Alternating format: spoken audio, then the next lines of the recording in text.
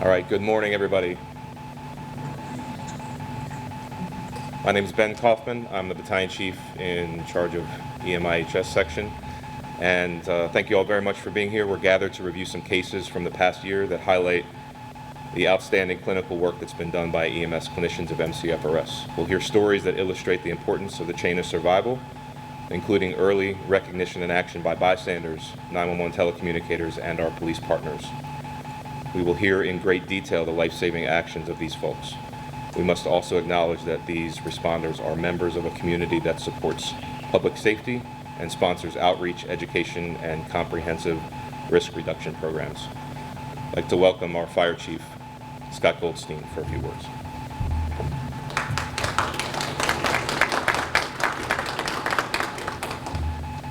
Today I have a teleprompter.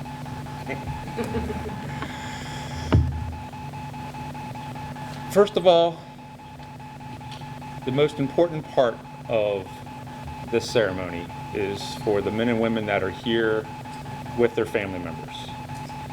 Each and every day you go to work, you go to your duty night, you go to station, you're going to serve the public, and that's only made possible by your family members, by the loved ones who help you join the organization, get through to the training, get through to the accomplishments, the advancements, the promotions. But they're making a sacrifice each and every day while they hold down the home front. They take care of the family activities and everything at home while you're at work or at your duty night.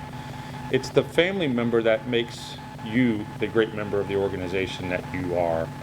And to that, each and every opportunity that I have the chance to thank the family members, the spouses, the children, the loved ones, I do that.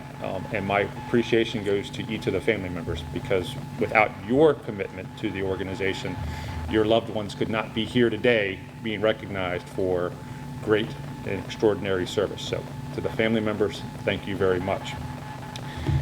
You all come to work just like today. It's 11 o'clock.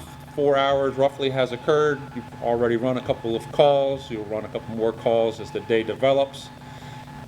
Each one of those calls is one that you've expected to go to, that you were trained for, you've seen parts of, or you've been to an event like that before. Some of you have a minute on the job. Some of you have more than a minute on the job. And every one of those events you go to with compassion. You also go to with a calm and cool demeanor, and manner by which you put the patient at ease, a manner by which you put the loved ones there at ease. To you, it's just part of your business. It's just part of being on duty. To the loved ones, to the family members, to the victim, it is a true emergency. You say it's just part of doing your job.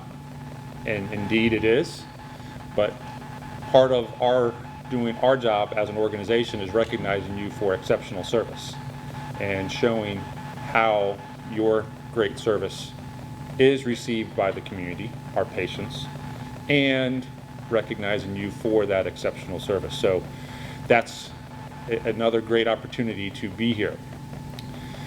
Ben mentioned it. It's part of the group that's here today.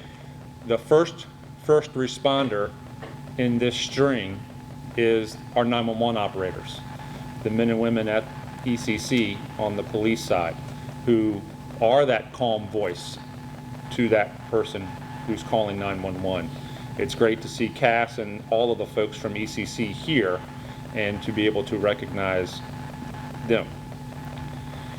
The opportunities, our abilities to say thank you, our abilities to tell these stories is only done by the hard work of your coworkers who submitted these recognitions or these events for identification, and the folks here with EMIHS. So again, to each of you who's being recognized today, thank you.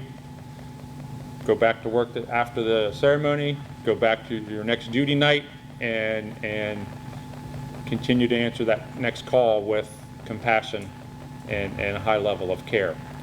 To the patients who are here, to the family members of patients who are here, It is our honor to have you with us today. It is our honor that we were able to help you in the time of need and provide you critical medical support and get you through these critical events and get you in that chain of survival. So thank you and welcome as by far. So I'll stop there and pass it back to Ben. Well done, sir. Also up front with me today is Assistant Chief Pete Friedman. He's my supervisor over the EMS section overall. And very honored to have Dr. Ted Delbridge, the Director of MEMS. We're all part of the State of Maryland program, so this is the head cheese for all of the state. I'd like to offer the mic to Dr. Delbridge for just a few words.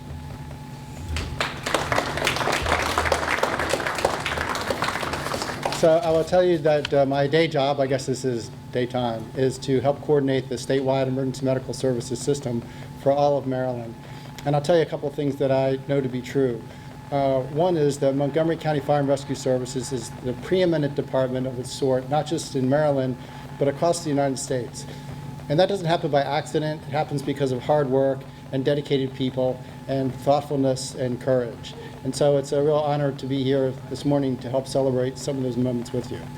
In the next little bit, we are going to meet true heroes, people who many of them are in uniform, who come to work every day to make a big, giant difference in people's lives when they're having their worst day. And it's an honor to be here with you. We're going to meet people that we would characterize as everyday sort of people who stepped up in the moment, who did heroic things to make a big, giant difference in somebody's lives. Thank you very much for stepping up, for being courageous, for acting with deliberateness in the moment. And we're going to meet some people whose lives the entire system made a difference in. And thank you very much for helping us celebrate these important times. It is your encouragement, your appreciation that makes people want to come to work every single day and do the work they do. Finally, again, it's an honor to be here with you. I'm really appreciative of the opportunity, and thank you very much. You make Maryland a much better place to live, work, and just to be. Thanks.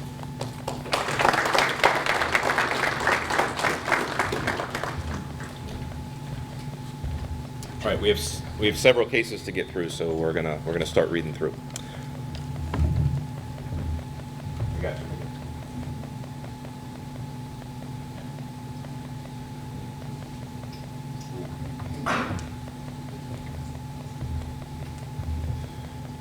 Forgot one thing. This whole ceremony and putting this whole thing together wouldn't be possible without firefighter paramedic Megan Horrell. She screens all of the submissions, the nominations for cases, works with the patients and families to get people here, does all the write-ups you're going to hear, and I'd like to thank Megan. Thank you.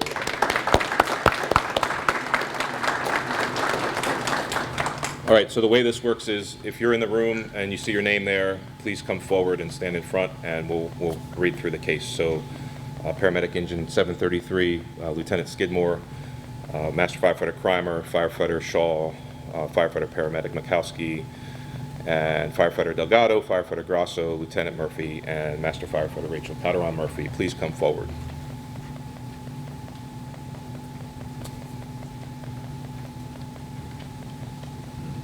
Yeah, right in here. Great.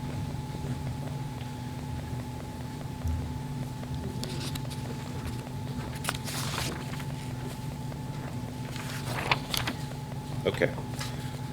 Jim Stevenson and his wife Laura were in Potomac, Maryland, attending their niece's graduation and visiting family. They decided to extend their trip and do some sightseeing in Washington, D.C. On Sunday, June 27th, 2021, the Stevensons were leaving the Airbnb they'd rented to visit the White House. Jim and their kids, Emily, Zach, Nicole, and Teddy, were sitting in the car while Laura was locking up the house. When Laura arrived to the car, she found Jim slumped over the steering wheel. Initially, she thought he was pretending to sleep because she was taking so long. Then she realized that something was wrong. Jim was unresponsive, and she called 911. The 911 operator instructed the family to take Jim out of the car, and Emily started CPR.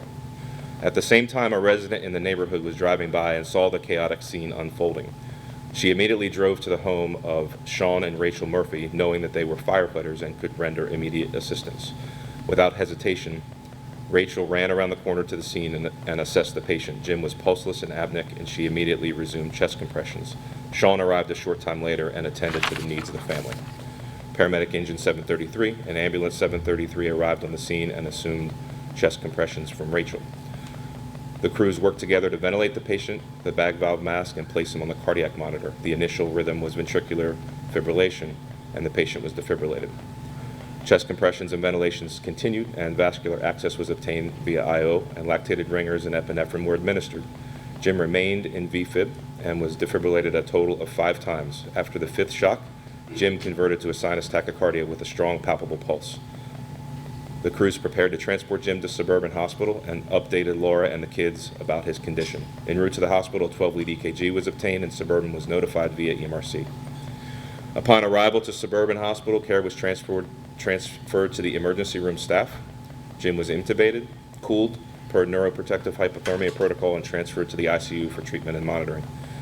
Jim was treated for aspiration pneumonia and followed for anoxic brain injury. Over the course of the following 2 weeks, Jim's condition slowly began to improve, and he started to become more alert and follow simple commands. He was transferred to Hopkins for additional treatment, including a stent placement in his right coronary artery. Jim continued to make significant progress in his recovery, and he was finally transferred back to Michigan to a rehab facility for 3 weeks. He was reunited with his kids on August 25th, 2021, and has since been discharged home, where he continues to do well. Jim, Laura, and all their family are forever grateful of the actions of the responders on that hot summer day. The quick actions of Rachel and Sean, as well as the professionalism, knowledge, and skills of MCFRS crews, all played a significant part in the patient's survival and recovery.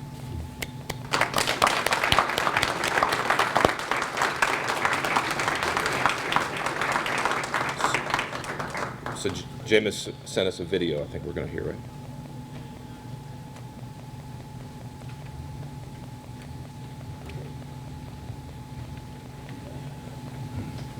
Hi, we're the Stevensons, and we would like to thank the Montgomery County Fire and Rescue Services for some aid they provided to my husband. I'm Laura.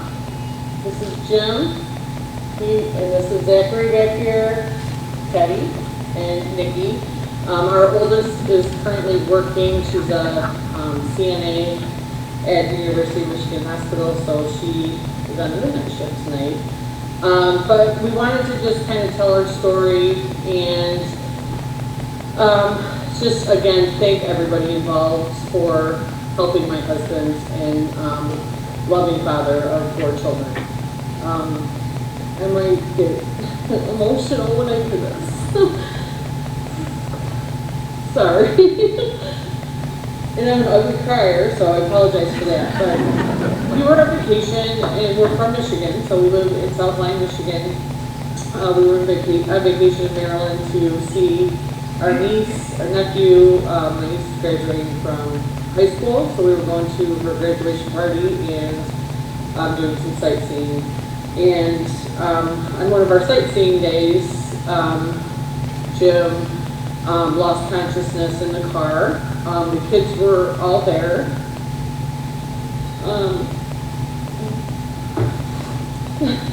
But behind him. So they couldn't see what was happening to their dad.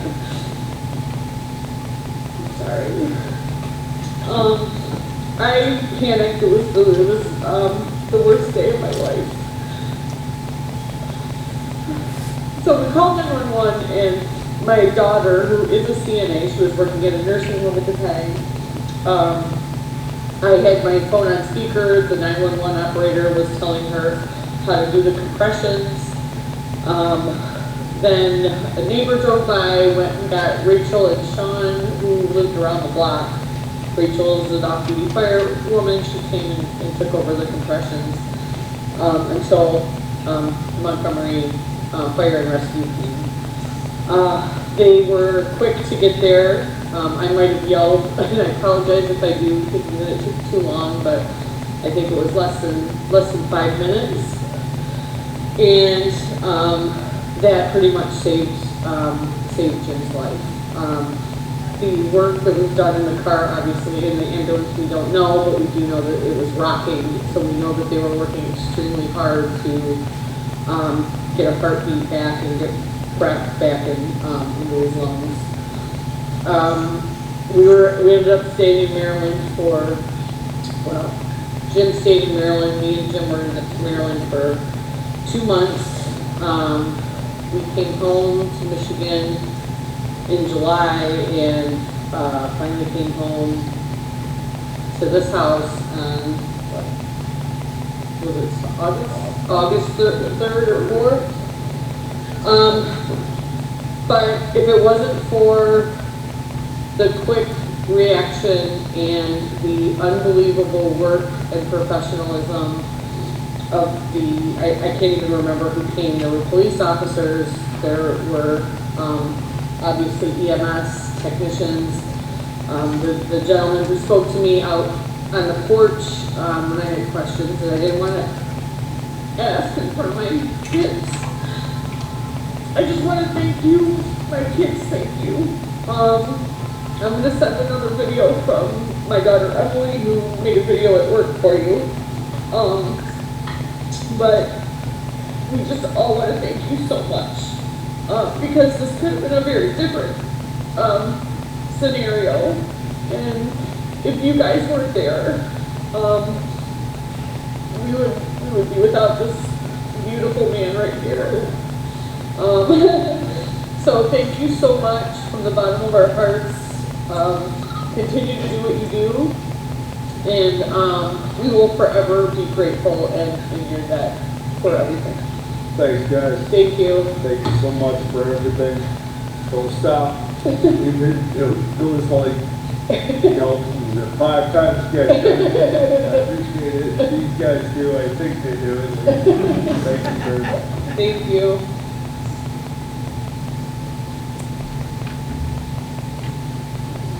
Hi, I'm Emily. I'm Jim's oldest stepdaughter. And I wanted to say thank you to the Montgomery County Emergency Services for everything that they did to save my stepdad's life. And I wanted to thank the 911 operator for walking me through the chest compressions and the workers that arrived at the scene that worked so hard to bring him back to life. Thank you so much. All right.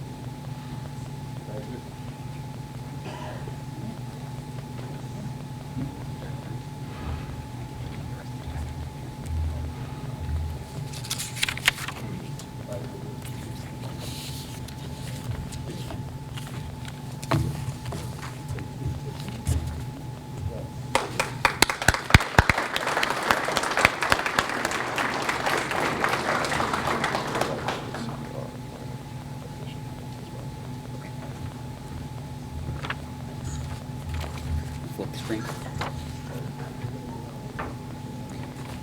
All right, crews from ambulance 728, paramedic engine 728, county police officers Christopher Mumper, Nicole Seymour, Nathan Rogers, emergency communication specialist Heidi Flores, and Jessica Marcantonio. From 728, firefighters Hathaway and Leonard, Captain, now Battalion Chief First, Master Firefighter Miles, Firefighter Alfaro, and Firefighter Paramedic Marshall.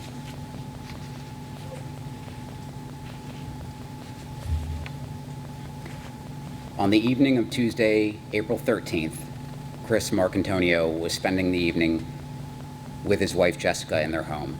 Just before midnight, Mr. Marcantonio became unresponsive and was exhibiting seizure-like activity with agonal breathing.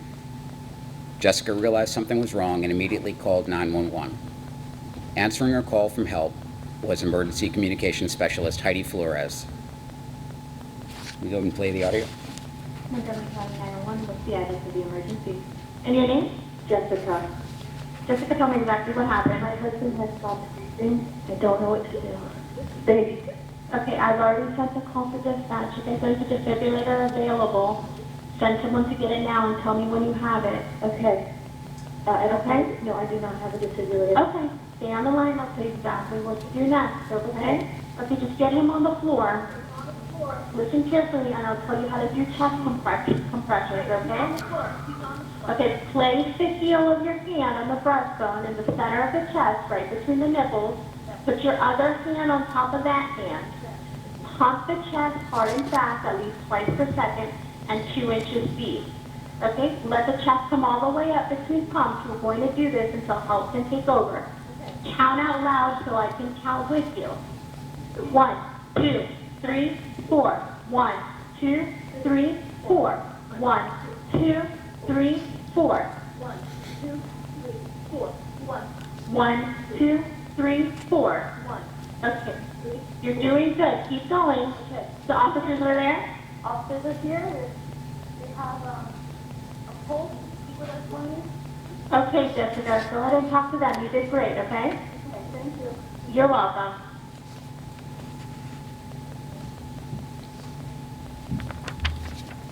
Montgomery County Police officers Mumper, Seymour, and Rogers were the first responders on the scene, arriving within 3 minutes of the 911 call.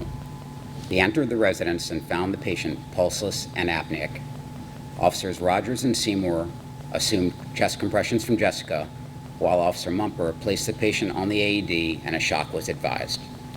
The AED was charged, the patient was defibrillated, and the officers took turns performing chest compressions. On the next pulse check, another shock was advised and the patient was defibrillated a second time. Officers Seymour, Mumper, and Rogers continued CPR until the arrival of MCFRS. As MCFRS Company 28 arrived on the scene, a third shock was advised and the patient was defibrillated a third time. Crews quickly assessed the patient and found him to still be pulseless and apneic. Crews assumed chest compressions from the police officers, assisted ventilations with bag valve mask, and placed the patient on a cardiac monitor. The initial rhythm was ventricular fibrillation. The patient was defibrillated a fourth time. Crews were able to establish vascular access via IV and administered epinephrine, amiodarone, and lactated ringers, and place the Lucas device on the patient for mechanical CPR. The following 2 pulse checks revealed Mr. Marcantonio was still in ventricular defibrillation and was defibrillated 2 more times. After the 6th defibrillation, the patient converted to a tachycardic rhythm with palpable pulses and return of spontaneous circulation. As the patient was prepared to be moved to the transport unit, Mr. Marcantonio converted to ventricular tachycardia with no pulses present. CPR was resumed and the patient was defibrillated 2 more times before return of circulation was achieved the second time. The crews worked together to obtain a 12 lead and found the patient to be in sinus tachycardia with a left bundle branch present. The patient was once again packaged for transport and neuroprotective hypothermia was initiated. En route to the hospital, a medical consult was performed with Shady Grove Adventist. Mr. Marcantonio's condition continued to improve and he began to move his extremities and bucking ventilation attempts. Upon arrival at the emergency room, care was transferred to hospital staff. Mr. Marcantonio was intubated and multiple tests were conducted. The patient was taken to the cath lab, but no evidence of occlusions were noted. He was then taken to the intensive care unit where his condition continued to improve. He was extubated on April 20th. His mental status continued to improve and he was starting to be able to answer yes/no questions, and a few days later, his mental status was almost back to baseline. The decision was made to place an implantable cardio defibrillator and then discharge him to a rehab facility. Thanks to the professionalism of call taker Flores, the quick actions of the county police officers Seymour, Mumper, and Rogers, the teamwork and skills of county fire rescue personnel, and the outstanding care and treatment provided by Shady Grove, Mr. Marcantonio was discharged on April 29th and then home to his wife and 4 children.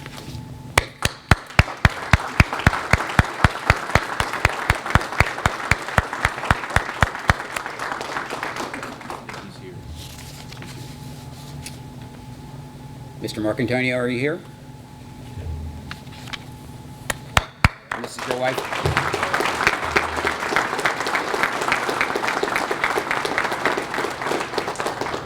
And your wife?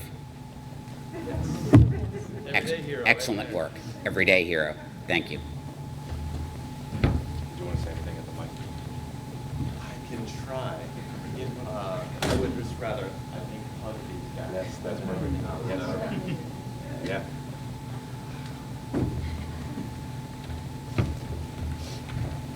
I'm going to do the best that I can here. I'm here today because of you guys, and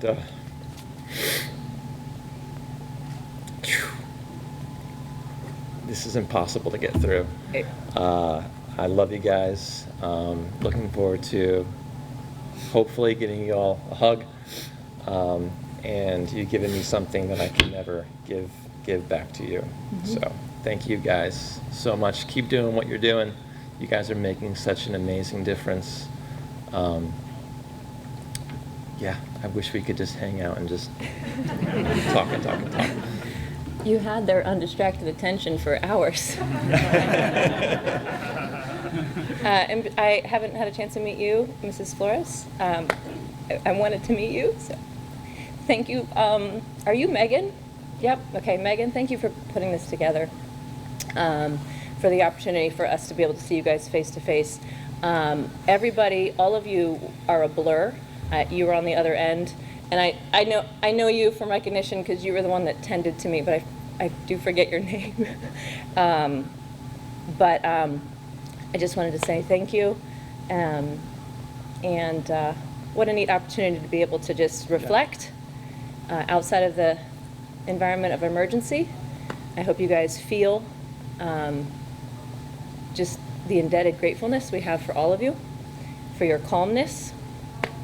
I think of you every day. I did not know how to do CPR, for the record, if you didn't catch that on the call. And everyone wants to credit me with saving, I credit you, you taught me on the spot, so thank you. So that's all.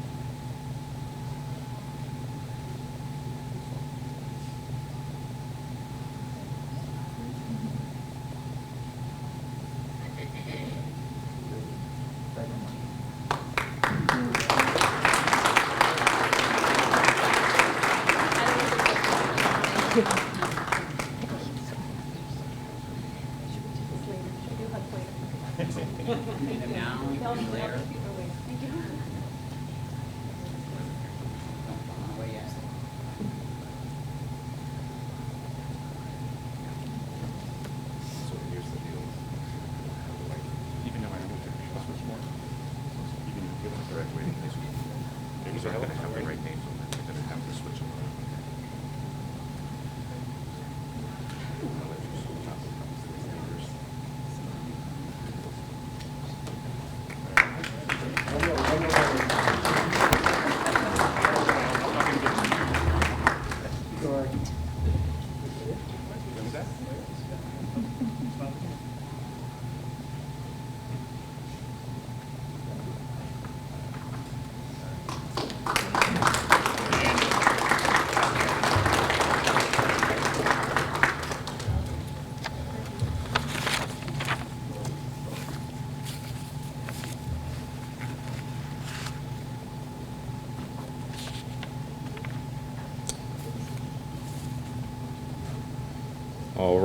crew of ambulance 708 Charlie, firefighter Elijah Khan, Kelball, Sergeant, paramedic Tower 708's crew, Lieutenant D'Amico, Master Firefighter Henry, Firefighter Jordan, Paramedic Cook, Master Firefighter Paramedic Shadle, Captain Dugan, and from the 911 Center, Christian Hall.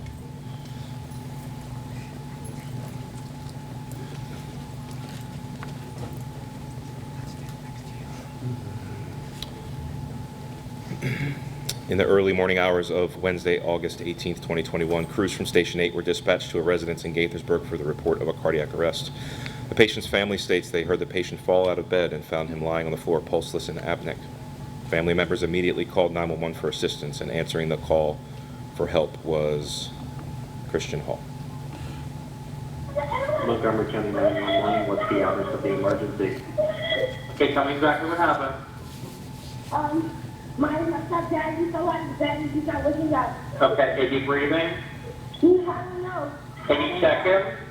Is he breathing? No, she doesn't know. Okay, how old is he? How old is he? Okay, I need you to check to see if he's breathing.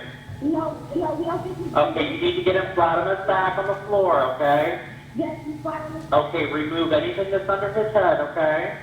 Okay, we're going to start CPR. I'm going to walk you through this, okay? So place the heel of your hand on his breastbone in the center of his chest, right between the nipples, and put your other hand on top of that hand. Have you done that? Yes. Okay, okay, I need you to pump hard and fast, okay? We need to pump at least 2 beats per second, okay? All right, so count out loud with me. Ready? Let's go. 1, 2, 3, 4. Is he breathing? He just breathed out. Okay, but is that from pumping his chest, or did he breathe on his own? Don't pump on his chest. Okay, keep pumping. 1, 2, 3, 4. 1, 2, 3, 4. 1, 2, 3. Well, count with me, okay? 1, 2, 3, 4. In the meantime, have someone go down, unlock the door, and turn on the outside lights, okay? But keep counting. 1, 2, 3, 4. 1, 2, 3, 4. 1, 2, 3, 4. 1, 2, 3, 4. Keep counting with me, okay? 1, 2, 3, 4. 1, 2, 3. They're there with them? Are the medics with you? Okay, just let me know when they take over.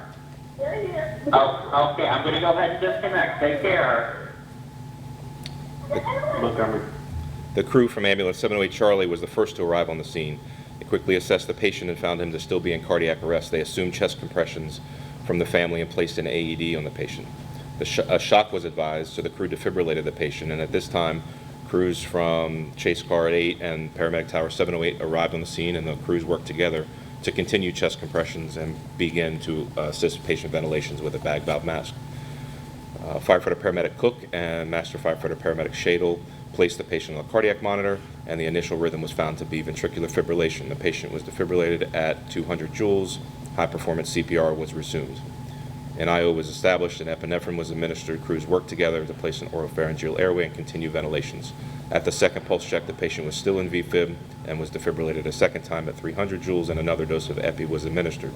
At the third pulse check, the patient had return of spontaneous circulation with carotid pulses present, a stable blood pressure, and an end tidal reading in the 30s. A 12-lead EKG was obtained. The patient was found to be tachycardic with a wide, irregular rhythm, which soon transitioned into VTAC with a pulse. Paramedic Cook quickly charged the monitor and performed a synchronized cardioversion, and the patient converted into a normal sinus rhythm following the cardioversion.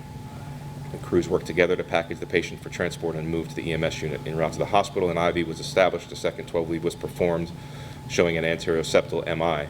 A medical consult was performed via EMRC, and Shady Grove was notified of the incoming STEMI. During the transport, the patient began to take spontaneous respirations. Upon arrival at Shady Grove, patient care was transferred to the emergency department staff. The patient was stabilized and taken to the cath lab, where he had a stent placed in his left anterior descending artery. Without complications, the patient was monitored in the ICU, and his condition continued to improve. The chain of survival is integral to maximize the patient's chance of survival in sudden cardiac arrest. Today, we recognize the family for early activation of 911, the calm and clear instructions from the call taker, Mr. Hall, and the teamwork, skills, and knowledge of the crews on the scene, as well as the incredible staff at Shady Grove Adventist Hospital. Thanks to everyone involved, the patient was discharged home neurologically intact on August 25th, 2021, and is doing well.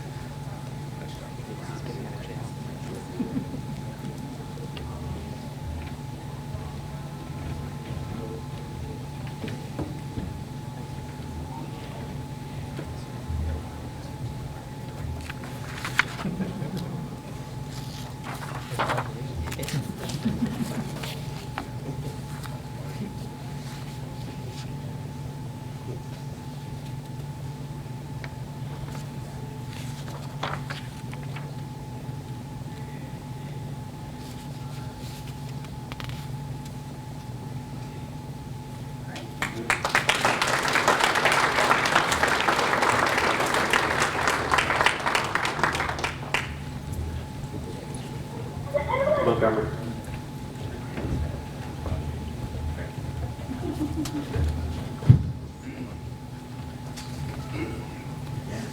All right, crews from Ambulance 716, firefighter Gaithersburg and Justin Parker. From Paramedic Engine 716, Captain Brian, firefighter Borges, firefighter Gray, firefighter paramedic Wesley Asher. From Paramedic Engine 701, Captain Branch, Master Firefighter Greg Edwards, firefighter Smith, firefighter paramedic Christopher Price.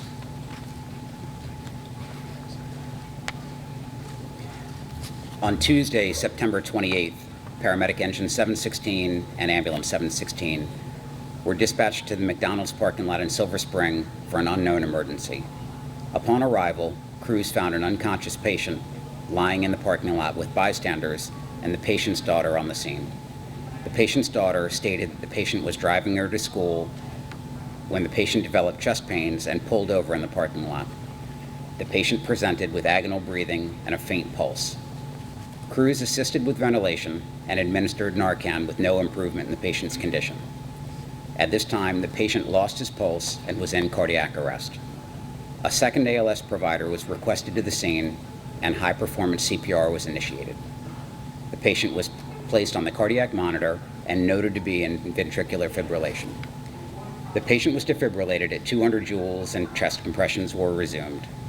A nasopharyngeal airway was placed due to the patient's teeth being clenched.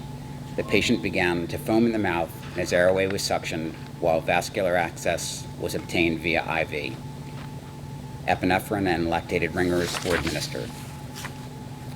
During the next two pulse checks, the patient remained in VFib and was defibrillated at 300 and 360 joules. Mechanical CPR was established.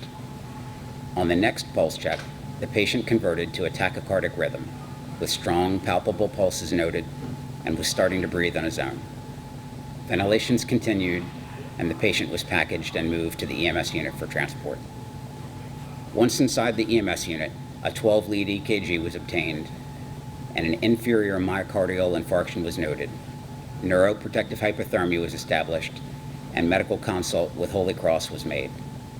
En route to the hospital, the patient's condition continued to improve, and the patient began to move his arms and even open his eyes. On arrival at Holy Cross, the patient was transferred to the emergency room staff, where the patient was intubated, stabilized, and taken to the cath lab. The patient was moved to the intensive care unit, where his condition continued to improve. He was extubated the next day. Thanks to the teamwork, skills, and knowledge of the crews on the scene and the staff of Holy Cross Hospital, the patient was discharged home to his grateful family on October 3rd with no neurological deficits.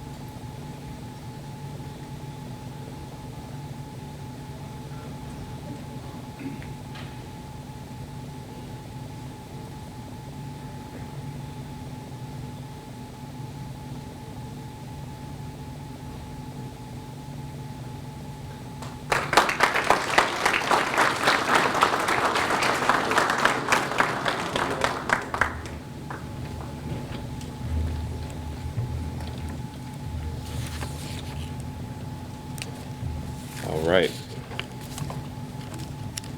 This is a cool case. If you see your name up there, please come up. Master Firefighter Hernandez, Firefighter Tar, Master Firefighter Paramedic Shadle, Lieutenant Wandamu, Firefighter Delane, Firefighter Nelson, Paramedic Cito, again with Captain Dugan. And then our everyday heroes today, Megan Davis, Olivia Fallbush, Amelia Grant, Jessica Perkins, and Kaylee Wilson. Awesome. Very cool. On Monday, December 27th, Lifetime Fitness lifeguard Kaylee Wilson was in the lifeguard stand monitoring the swimmers in the lap pool. At about 3:10 p.m., Kaylee noticed a swimmer swimming in the shallow end of the pool to the deep end and in distress. Kaylee noticed that the swimmer was swimming erratically and swam into the lap lane and then briefly went underwater before resurfacing. The swimmer was able to swim to the side of the pool and hang on to the wall for support. Kaylee exited the stand and went to the swimmer to check it to see if he was okay. The swimmer told Kaylee that he felt like he was drowning. At this moment, the patient lost consciousness while still in the water. Kaylee immediately recognized the swimmer was unresponsive and was now a patient. Kaylee was able to grab the patient's arm before he became submerged and called other lifeguards for assistance. Lifeguard Fitness Aquatic Manager Megan Davis arrived first to assist Kaylee, while lifeguards Olivia Fallbush and Amelia Grant brought the backboard. Working together, the team were able to remove the patient from the pool and began to provide a primary assessment, whereupon it was determined that the patient was not breathing and did not have a pulse. The team initiated a call to 911 and immediately started chest compressions and administered ventilations with a bag valve mask. The crew also worked together to apply AED pads. The patient was shocked 3 times prior to the arrival of EMS using an AED. The crew worked together to continue chest compressions and provide ventilations until the arrival of the fire department. MCFRS crews arrived on the scene and assumed patient care from the Lifetime Fitness staff, found the patient to be in ventricular tachycardia. The crews worked together to assume chest compressions and conduct high-performance CPR, secure an airway using an oropharyngeal airway, and continuing to assist ventilations via bag valve mask, establish vascular access with an IO, administer epinephrine, amiodarone, and magnesium. During the cardiac arrest, the patient was defibrillated 3 more times prior to converting to a PEA rhythm. At this point, the patient was moved to the EMS unit for transport to the hospital. En route to the emergency room, chest compressions were continued via Lucas device and medical consultation was performed with Shady Grove Adventist Hospital. While the crew was performing medical consultation, the patient began to open his eyes and look around and move his hands. The crew removed the oropharyngeal airway and the patient tried to talk. By the time the patient arrived at the emergency room, he was awake and conversing with the EMS crew. The crew arrived at Shady Grove and care was transferred to the emergency room staff. The patient was found to be hypokalemic, which caused his cardiac arrest. The patient was stabilized prior to being transferred to the Washington Hospital Center to have a cardioverted defibrillator implanted. The patient was ultimately discharged home neurologically intact on January 5th. The patient has since returned to swimming laps on a regular basis. Again, the chain of survival is an integral part to positive patient outcome. The first step in the chain is recognition of the emergency. The lifeguard crew was immediately able to recognize the patient in distress and acted without delay. Kaylee, recognizing the patient was in distress and preventing him from going underwater, but when he became unresponsive, had a huge impact on the positive outcome. The lifeguard team working together to ensure early high-quality CPR and early defibrillation, as well as the teamwork knowledge skills of MCFRS, significantly improved the patient's chances of survival and led to full recovery. The patient, Mr. Azriel Levy, has a message for responders. I believe we're going to look at a video. Hi, I'm Ozzy Levy. I'm standing in front of the old city of Jerusalem. My family has lived here for several generations. I am grateful to be able to reunite with my family. On December 27th of last year, I went swimming at the Lifetime Fitness swimming pool. I lost consciousness, and the next thing that I remember is waking up in an ambulance just as it had reached Shady Grove Adventist Hospital. It turned out that I had suffered a cardiac arrest. I found out later that Callie, the lifeguard, noticed that I'm in distress. She reached over, held on to me, until Megan Davis jumped into the water, and together with the help of the other lifeguards, they pulled me out, and Megan immediately started CPR. She continued with the CPR until the ambulance team from the Montgomery County Rescue and Fire Services came over, took over, continued with resuscitation until they reached the hospital where I had miraculously woke up. I'm here today with the grace of God and due to this dedication of Megan, her team, and the dedication and effort of the Montgomery County Fire and Rescue Services. As the Jewish sages have said over 2,000 years ago, he who saves one life, it is as if he had saved the whole world. Thank you very much.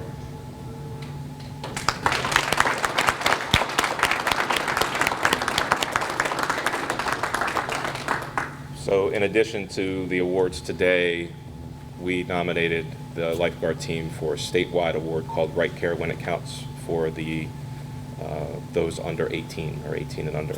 And the state is honoring them with the Right Care When It Counts awards for a statewide award also. So that's for the lifeguard team.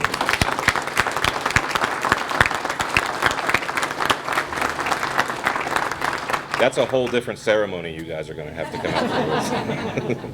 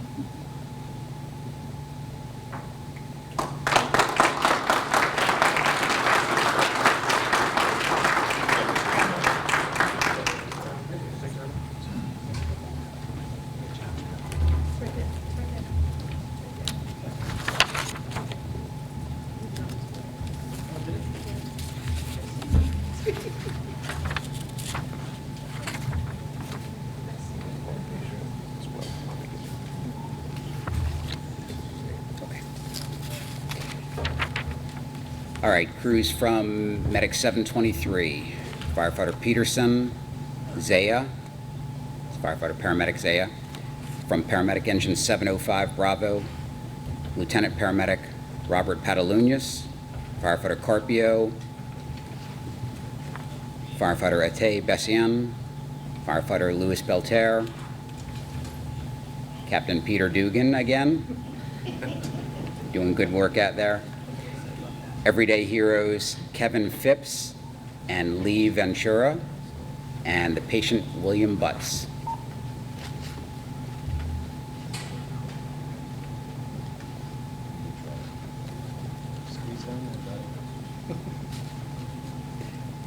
On the afternoon of Monday, February 7th, Lee Ventura and Kevin Phipps were sitting in the membership office of Anytime Fitness in Kensington. At this time, Mr. Ventura and Mr. Phipps heard a noise and found a patron had fallen on the floor from a seated position while using a biceps machine. Mr. Phipps ran to assist the patient while Mr. Ventura went to call 911. Mr. Phipps assessed the patient and found him to be pulseless and apneic. Mr. Phipps began to perform chest compressions, and once Mr. Ventura hung up with 911, he grabbed the AED and applied the pads to the patient. The AED analyzed the patient and a shock was advised. Mr. Ventura used the AED to defibrillate the patient and immediately continued CPR. The AED analyzed the patient a second time, and this time no shock was advised. The gentlemen worked together to continue CPR until the arrival of County Fire Rescue. Ironically, Mr. Ventura and Mr. Phipps had just completed CPR training 3 days prior and knew exactly what to do. The crew from Paramedic Engine 705 Bravo arrived on the scene and assumed patient care. Firefighter Belterre assisted the patient and placed him on the cardiac monitor. The patient was found to have a sinus rhythm with palpable pulses. A 12-lead EKG was performed, and the patient was found to have an ST elevation. The patient's airway was protected with an oropharyngeal airway, and ventilations were continued via bag valve mask. Medic 723 arrived on the scene, and together the crews worked to package the patient for transport. En route to Suburban Hospital, the patient began to become more alert, and his respiratory effort improved to the point of no longer needing the bag valve mask. Firefighter paramedics Zaya and Belterre worked together to establish an IV, start an amiodarone drip, consult with Suburban, and initiate a STEMI alert while transmitting the 12-lead EKG and monitoring the patient's condition. Upon arrival at Suburban, the patient was stabilized and monitored. The patient was transferred to the Virginia Hospital Center, where he underwent cardiac catheterization and aortic valve replacement. These interventions were successful, and the patient was discharged home neurologically intact a few days later. Thanks to the heroic actions of Mr. Ventura and Mr. Phipps, as well as the teamwork, skills, and knowledge of Montgomery County Fire Rescue, the patient, Mr. William Butts, is here today to thank the responders that saved his life.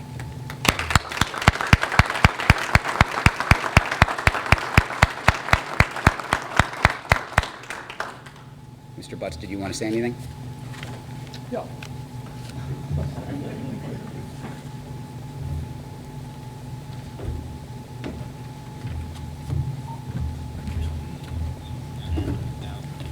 Well, it's a great honor and a pleasure to be here today to honor the people who saved my life, who brought me back to life, and are the reason that I'm here. On that Monday morning, February 7, I woke up, I looked at my calendar for the week, looked like a good week. Plumber was coming that morning.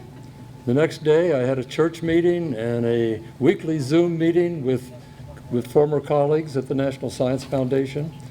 Then I had another Zoom meeting the next day. I was off to the Eastern Shore to look at the snow geese on Thursday. Saturday night, a concert at Strathmore Hall. Sunday night, a party at my house for the Super Bowl. Looked like a good week. And plenty of time for my 3 times a week visit to Anytime Fitness in Kensington. So the plumber came and went. Mid-afternoon, I went to Kensington to Anytime Fitness. I started out working on my quads and my calves, and then I thought I would go in and work on my biceps a little bit. So I sat down at the machine to do curls. The next thing I remember was 45 hours later when I opened my eyes at Suburban Hospital and looked into the eyes of my son Michael, and I said, "Where am I?"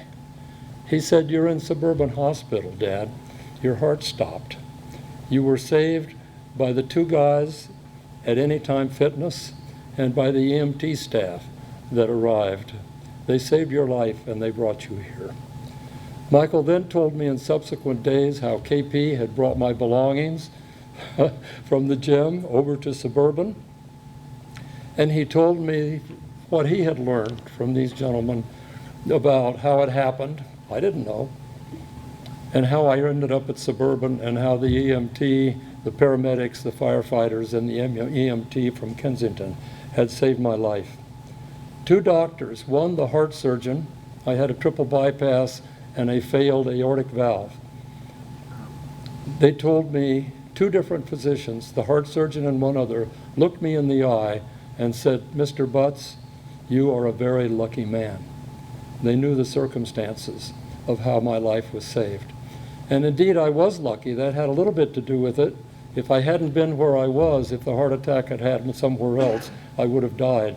But luck was a small part of it. Most of it was the skill, the experience, and the partnership of these men and the others who worked with them. And I want to thank you very, very much.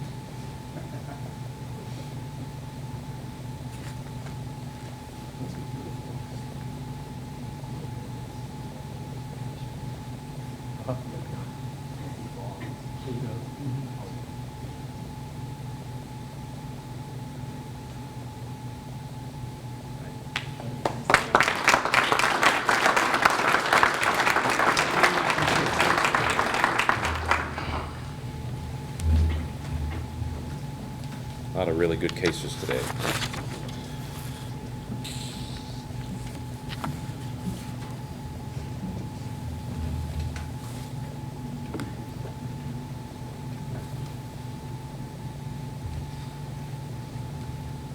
There we go. All right. Our call taker, Tanya, Captain Lip, Firefighter Bryant, Firefighter Coe, Master Firefighter Stagnito, Firefighter Leonard, Paramedic Swan, our everyday hero, Mr. Goldsmith, and our patient. Hello.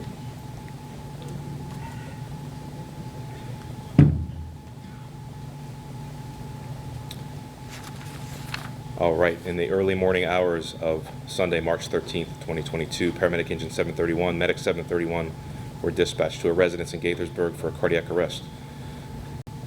Brady Goldsmith had advised the patient was complaining of abdominal discomfort, nausea, indigestion earlier in the evening. The patient got out of bed and entered the bathroom where she collapsed.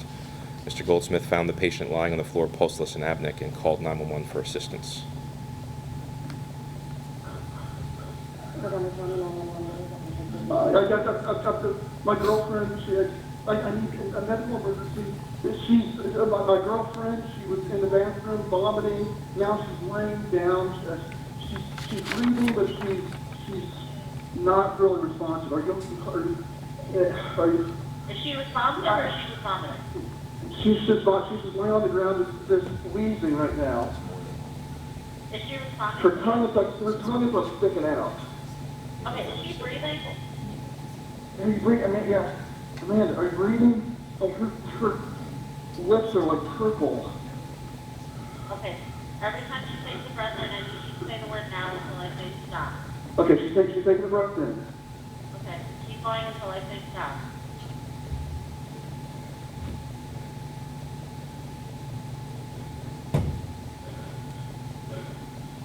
She's not breathing. She's not breathing. She took a breath in. Alright, I need you to lay her flat on the ground. Put the heel of your hand on the breastbone and the center of the chest, right between the nipples, put your other hand on top of that. Okay. Okay, I want you to pump the chest hard and fast at least twice per check and each beat. Count each beat out loud so I can count with you. 1, 2, 3, 4. Count with me. 1, 2, 3, 4. Count out loud. 1, 2, 3, 4. 1, 2, 3, 4. 4. Keep going. 1, 2. Do not stop until they take over. Don't stop until they tell you to. 1, 2, 3, 4. You're doing a really good job. Wait for fire rescue to take over. They're here. Okay, you did a good job. Upon arrival at the scene, the crews from Station 31 quickly assessed the patient and found that she was having agonal breathing and was still pulseless. The patient was placed on the cardiac monitor where she was found to be in ventricular fibrillation. The patient was defibrillated and high-performance CPR was resumed. The crews worked together to obtain vascular access through an IO, administer epinephrine and amiodarone, establish an advanced airway, monitor the patient's end tidal readings, and assist ventilations. The patient remained in ventricular fibrillation for 26 minutes and was defibrillated a total of 10 times during the code. On the 10th defibrillation, the patient converted to a sinus rhythm, but no pulses could be felt. Crews continued to perform high-performance CPR and ventilations as the patient was packaged for transport and moved to the EMS unit for transport to the hospital. Shady Grove was consulted via radio and notified of the incoming Priority 1 patient. En route to the hospital, the patient remained in PEA. Upon arrival at the hospital, patient care was transferred to the emergency room staff, where the patient was found to have a pulse and return to spontaneous circulation. A 12 lead was conducted, and the patient was found to have an inferior myocardial infarction. The patient was stabilized and sent to the cath lab, where she was found to have a complete occlusion of the left circumflex artery and had 1 stent placed. The patient tolerated the procedure well and was discharged home, neurologically intact, on March 17th. Thanks to the teamwork skills, knowledge of MCFRS, and the patient and the call taker, they're here today to thank the responders who saved her life.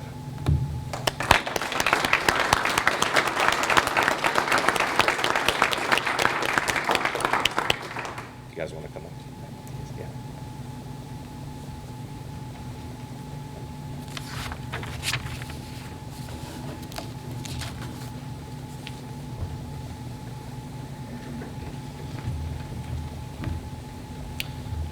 So, dear C Shift team, thank you for turning what could have been the worst day of my life into just the most terrifying day of my life. Even as I was getting deflating updates that you were not detecting a pulse, you emphasized that the team was not giving up. Your perseverance and professionalism paid off, and Amanda is alive today as a result. Thank you from the bottom of my heart, and thank you for what you do every day. And then for the 911 operator, dear Tanya, this is my first ever call to 911, and thank goodness somebody like you was on the other side. Not only had I never called 911, I'd also never performed CPR. You calmly guided me through the process, which I understand bought Amanda precious minutes before the professionals from C Shift team could perform their work. Thank you for performing this job every day. You truly make a difference.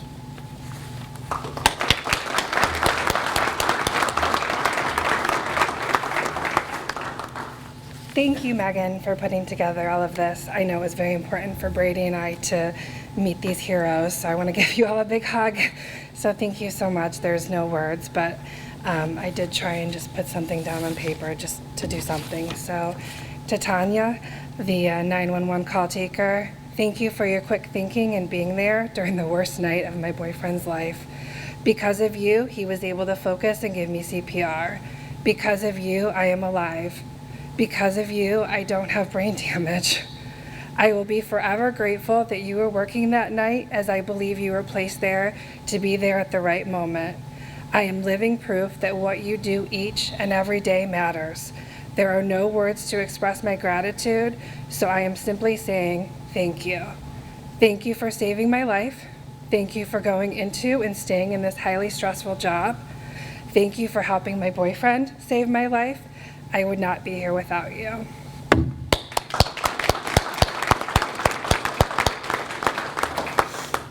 And to the C Shift team, cardiac arrest, unresponsive, heart attack. Those words used to just be words to me. I didn't really think about them. Why would I? I had just turned 40 in October and had plenty of time in my life. I wasn't even middle-aged. Of course, I worry about my dad, but that's different. He's older, in his 70s, and has had health issues. But me? No way. No major health issues, and I was doing great, doing my weightlifting, working from home, and trying to achieve my goals and dreams. Or so I thought. Everything changed in an instant on March 13th. I don't remember what happened, but my boyfriend has told me the story several times. Shock 6 times, which actually was 10, given epi 4 times, unresponsive for 20 minutes, which I heard was 26. Not good outcomes after 30 minutes. I also later found out that compressions were continued in the emergency room. I knew that life was short. You hear people say it, and the pandemic has really highlighted it for me. But wow, life is really short. I hadn't even begun to comprehend in an instant it would have all been taken away. I have had so many serious complications since that day. I have had a blood clot. I fell and passed out in the shower, became dizzy and winded as I got anemic, and have an infected and inflamed gallbladder that can't come out because it's too risky, as I could have another heart attack during surgery. During my 5 hospital visits since March 13th, I often would hear from healthcare workers taking care of me that I was a, quote, miracle, and that I must have an aura around me. But that's not the whole story. It is because all of you that did not give up. And I'm not giving up either. I have a lot of living left to do, and it's because of each one of you that I have been given the chance to do so. Troy, William, Daniel, Michael, Matthew, Morgan, and Peter, I will be forever grateful. You did not give up on me. I am living proof that what you do each and every day matters. There are no words to express my gratitude, so I am simply saying thank you. Thank you for not giving up on me. Thank you for going into and staying in this highly stressful job. Thank you for saving my life. I would not be here without each and every one of you.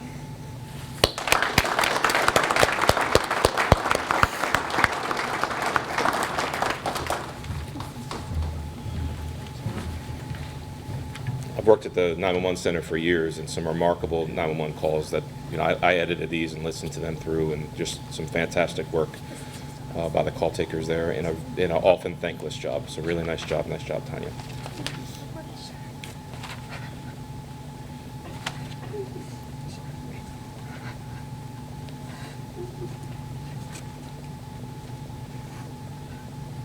And to Captain Lip, congratulations on your retirement. Troy actually has retired as of the 1st of this month. He shouldn't be wearing the uniform, yet here he is. So a special congratulations to him, and thank you for coming back and being here today.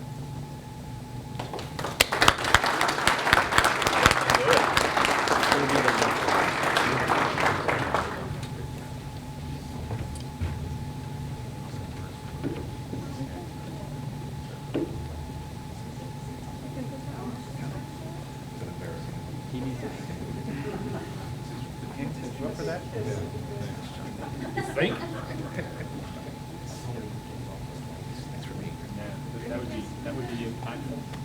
We would have a lot of work if that happened.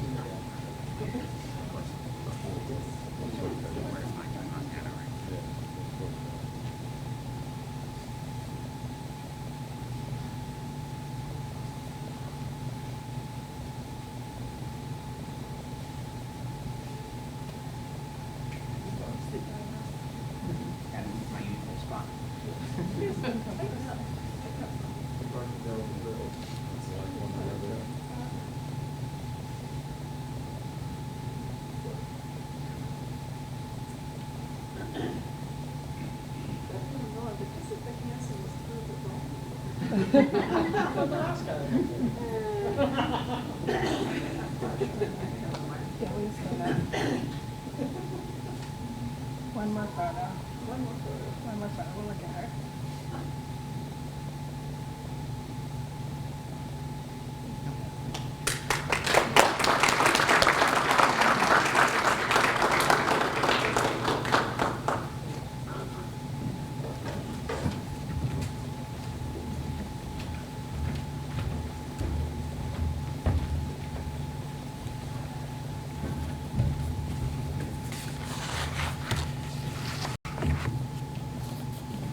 All right, firefighter Tion Nelson.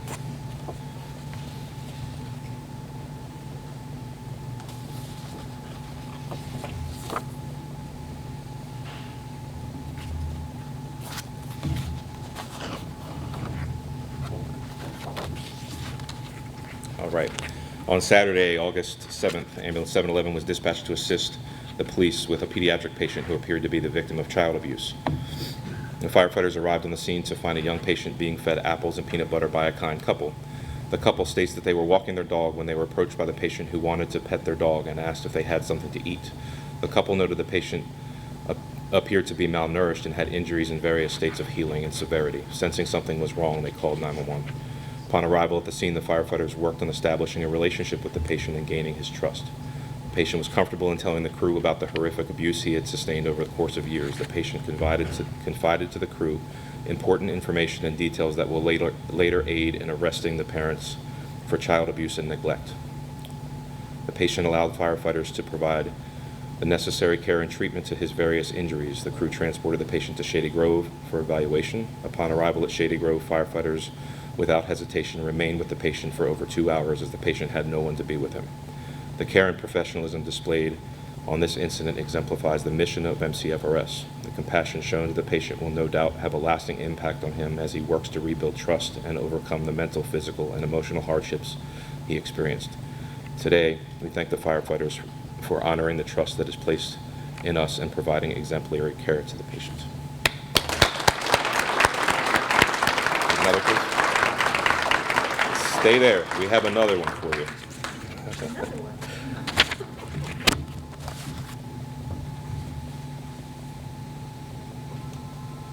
Oh, you go on vacation. That's cool. Firefighter Nelson was recently returning from a well-earned vacation in Mexico on Southwest Airlines. During the flight home, a fellow passenger had fallen ill and was experiencing a medical emergency. Firefighter Nelson noticed a flight attendant struggling to hold up a female patient who appeared to be experiencing a decreased consciousness. Firefighter Nelson approached the flight attendant and identified himself. Together, they moved the patient to an open area of the plane where the patient could be better assessed. During the assessment, it was determined the patient was a diabetic. Firefighter Nelson was able to poll the passengers on the plane and find one who had a glucometer in their possession. The patient was determined to be hypoglycemic with a blood glucose reading that was too low to be registered on the glucometer. Firefighter Nelson instructed the flight attendant to bring various foods and drinks to help increase the patient's blood glucose level.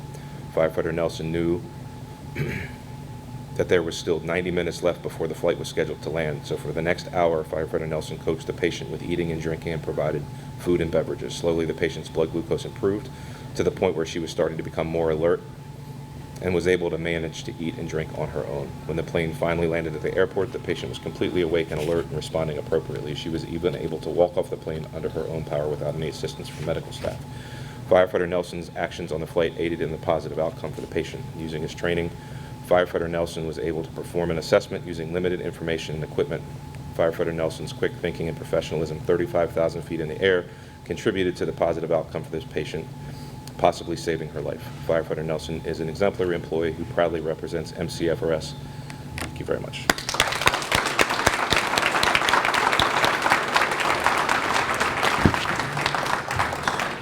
So we'll present this award and a $100 voucher for Southwest Airlines.